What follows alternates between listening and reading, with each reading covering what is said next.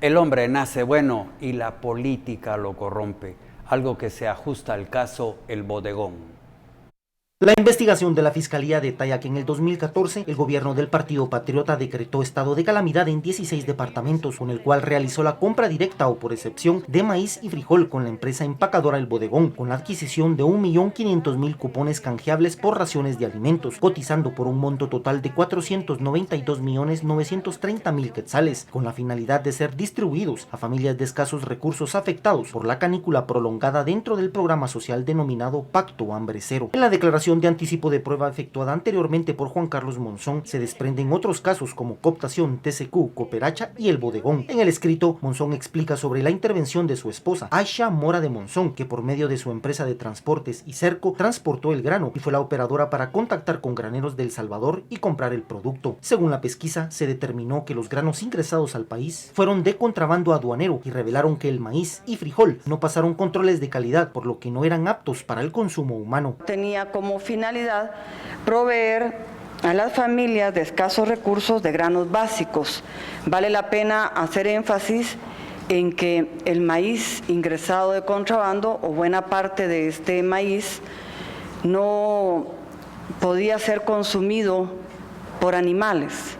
Sin embargo, fue ingresado al territorio nacional. Como dice la frase, el hombre nace bueno y la sociedad política lo corrompe, porque con estos actos deleznables muestran cuán penetrada está la corrupción en la endémica sociedad política, a tal punto de ejecutar acciones que conlleven a lucrar con el hambre de la gente de escasos recursos, poniendo en riesgo la vida de niños desnutridos del corredor seco. A criterio de la extitular de la Secretaría General de Planificación de la Presidencia, la situación es grave y tiene una implicación social, porque existen rupturas de confianza entre la población, más allá del interés económico, porque no solo se habla de corrupción, sino también atenta contra la vida de la niñez guatemalteca. Es un caso dramático, toca directamente los temas sociales. Aquí no solo estamos hablando de la corrupción en términos del dinero que se pudieron haber robado, estamos hablando de corromper la vida humana, literalmente. Que este es un caso más, desafortunadamente, de una práctica que está ya institucionalizada de hacer negocios no decentes con el Estado, ¿no? Con las raciones de alimentos entregados a la población del corredor seco, ¿qué implicaciones o enfermedades podrían atravesar las personas que recibieron el grano básico con alto grado de humedad y con plagas de gorgojo? Esa humedad dentro de los granos permite que haya un crecimiento de micotoxinas. Dentro de las micotoxinas, principalmente tenemos la aflatoxina, que el desarrollo de esta aflatoxina dentro de los granos lo hace no permisible para consumo humano ni animal. Está asociado directamente a enfermedades como el autismo, las alergias, el cáncer e inclusive el Parkinson, totalmente demostrado en estudios científicos hechos tanto en Estados Unidos como en Francia. Esto obviamente lo hace desde el primer punto de vista a que sea un producto de alta peligrosidad para el ser humano. Mientras se desarrolla la audiencia indagatoria contra Jonathan Chévez el Mago, Estuardo Calderón, los dos ligados al proceso penal por el caso cooptación del Estado, el exministro de Agricultura Elmer López y 9 personas más, sindicados de asociación ilícita, contrabando aduanero, envenenamiento de agua o sustancia alimenticia, caso especial de defraudación tributaria, incumplimiento de deberes, enriquecimiento ilícito, abuso de autoridad, lavado de dinero y testaferrato. 9 personas más continúan prófugos de la justicia. A decir de los analistas, las acciones son sistemáticas y convierten al Estado en un botín para generar ganancias a los exfuncionarios del Patriota a costa del sacrificio humano. Ahora queda el desafío para la población de denunciar actos de corrupción desde la comunidad, pasando por las alcaldías hasta llegar a las altas esferas de la nación. La investigación continúa y el MP cuenta con 20 elementos probatorios que se convertirán en medios de prueba. Además, se sigue la huella del dinero conseguido. No se descarta que los exmandatarios estén involucrados. Bueno, plazas y desayunos fantasmas, facturas falsas y para colmo, Anabela de León dejó una estaca en el registro de la propiedad.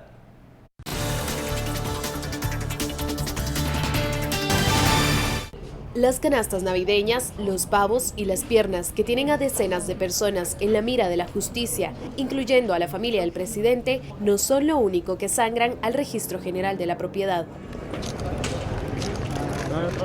La ex registradora Anabela de León se encargó de blindar el registro con un pacto colectivo que ahora le está costando denuncias y demandas, además de casi llevarlos a la quiebra.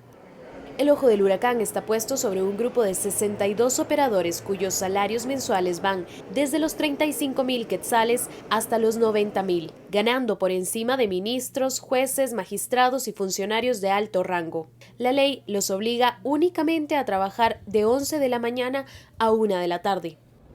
Además de estos sueldos, Anabela les dio un banquete de prestaciones en el pacto colectivo, bono por productividad en marzo, bono navideño en diciembre, además del aguinaldo, bono diferido en enero, bono de aniversario en septiembre, bono del cajero, vacacional, entre otros.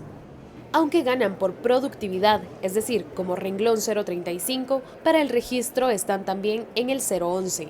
El pacto colectivo regula que los operadores y certificadores deben tener los mismos beneficios que tiene cualquier trabajador del registro de la propiedad. El problema fue la palabra que le agregaron en el 2013 a esa línea, ¿verdad?, del 035. Según el mismo pacto colectivo, estos operadores debiesen ser abogados y notarios. Sin embargo, se trata de un grupo tan cerrado y a la vez protegido que la mayoría de ellos no lo son. En el 2011 fue la última contratación de un operador y es abogado y notario. Pero recuerde que el registro tiene trabajadores de 40 a 50 años y en ese tiempo no exigían esa calidad. Salvador Lozano, además de ser uno de los más antiguos operadores, es el líder del Sindicato de Trabajadores del Registro General de la Propiedad, STRGP. Dentro del registro trabaja también su hermano, 2 cuñados, una cuñada y su esposa. Lozano es quien tuvo a cargo la negociación del pacto, el cual, según el mismo líder sindical, lo cual describe en el documento como un dulce resultado en medio de una crisis financiera. Se debe de revisar artículo por artículo, como le menciono, lo de las canastas, por ejemplo, la situación económica del registro no es la idónea.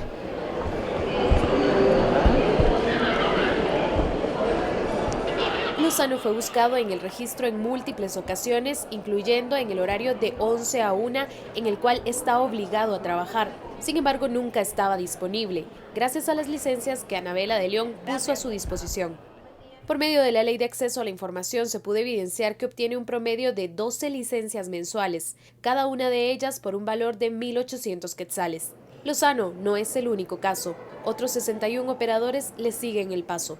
La Contraloría General de Cuentas interpuso una denuncia ante el Ministerio Público por considerar ilegal que ganen por productividad y a la vez tengan las onerosas prestaciones. De acuerdo con el Contralor Carlos Mencos, el registro debe de actuar de inmediato y dejar de otorgar estas prestaciones que atentan contra el presupuesto del registro. La denuncia se encuentra en proceso en la Fiscalía. Una disyuntiva y un pacto colectivo ponen en jaque al registro. Pagar estos salarios representa entre el 85 y el 90% del presupuesto. La Procuraduría General de la Nación mantiene bajo análisis este pacto. Como funcionario, yo no puedo correr el riesgo de poner a una institución que ha sido tan golpeada como el Registro General de la Propiedad a exponerla a multas millonarias por los juzgados por incumplir esto que la ley me obliga, que es el pacto colectivo de condiciones de trabajo. ¿Por qué Anabela de León consintió este pacto? Empleados que han preferido mantener el anonimato aseguran que fue la forma en la que la ahora sindicada de corrupción compró voluntades dentro de la institución. Su silencio a cambio de hacer en esta institución un sinfín de maniobras.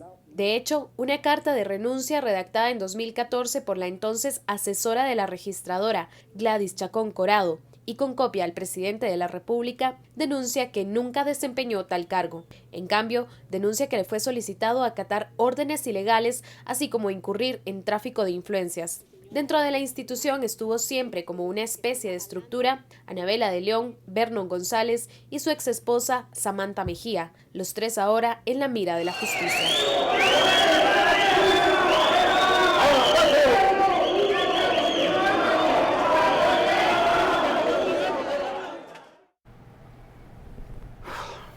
Cada domingo aquí los artistas pueden hablar directamente con ustedes. Veamos. Celebro mi raíz y el amor, celebro mi raíz y el dolor, cada hilo tejido y cada latido que llevo en la sangre.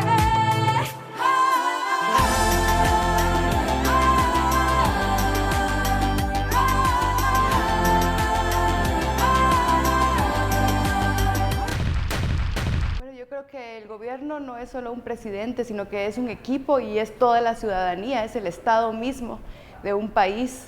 Estamos pasando por un momento de crisis muy fuerte donde nos damos cuenta que en realidad no estamos trabajando por el país, ni por las necesidades, ni por las fuertes fisuras y las problemáticas que hay en nuestra sociedad. Necesitamos transformarnos como país y volvernos más humanos. Yo creo que el día que nos demos cuenta que no solo nosotros valemos, sino que quien está a la par de nosotros también está gritando por hacer valer su voz, por tener un espacio dentro de un país que tiene la obligación de brindar oportunidades de desarrollo y de vida digna para los ciudadanos y ciudadanas. Ese día vamos a mejorar. No sé cuántas generaciones hacen falta para eso, pero podemos empezar cada quien desde su espacio a trabajar por Guatemala.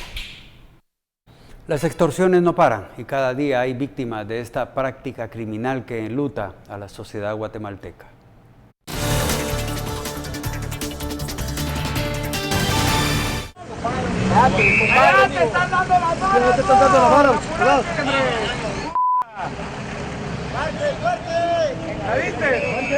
Las extorsiones en el país siguen generando malestar entre la población trabajadora. Los grupos delictivos que operan en barrios y colonias siguen haciendo de las suyas, sin que las autoridades de seguridad controlen este delito.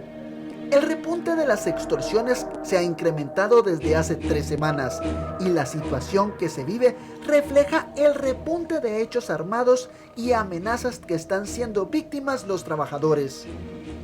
Ante esta situación, esta semana, los pilotos del servicio urbano y extraurbano de 8 rutas decidieron paralizar el servicio por la falta de garantías. Bastante lamentable, ¿verdad? Porque afecta, ahí sí que a todos, ¿verdad? A todos nos afecta, unos en el trabajo, otros en el estudio. Ahí sí que también uno piensa en los pilotos, los señores que trabajan, ¿verdad? El transporte, porque ellos con la necesidad pues también tienen ahí sí que la necesidad de trabajar, ¿verdad? Pero lastimosamente con esta violencia que estamos viviendo, con esta delincuencia que estamos, pues lastimosamente pues no han podido. La paralización del servicio afecta a vecinos de colonias donde hombres, mujeres y niños son doblemente afectados en su bolsillo, pues para movilizarse tienen que pagar hasta 20 quetzales en taxis y pick-ups que prestan el servicio. Sí, nuevamente por eso de las extorsiones nos falta los buses y pues nos cuesta llegar a nuestros trabajos, y los estudiantes nos cuesta ir a estudiar también. Los pandilleros han amenazado a los dueños de buses que si no pagan las extorsiones, ellos atacarán las unidades.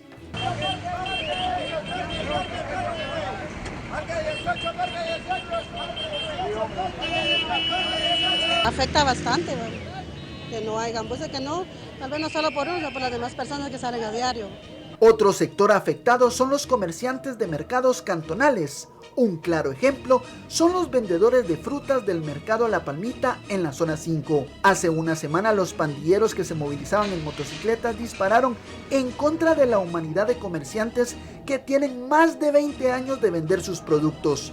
En este atentado ninguna persona resultó herida. La poca vigilancia de las fuerzas de seguridad es la principal causa de las denuncias de los comerciantes. Para la próxima semana, tanto pilotos de buses de varias rutas como comerciantes han dado de plazo a las autoridades de justicia para que capturen a los pandilleros y también que se les brinde más seguridad. De no hacerlo, realizarán varias medidas de hecho, como tomar la justicia por sus manos en contra de las pandillas.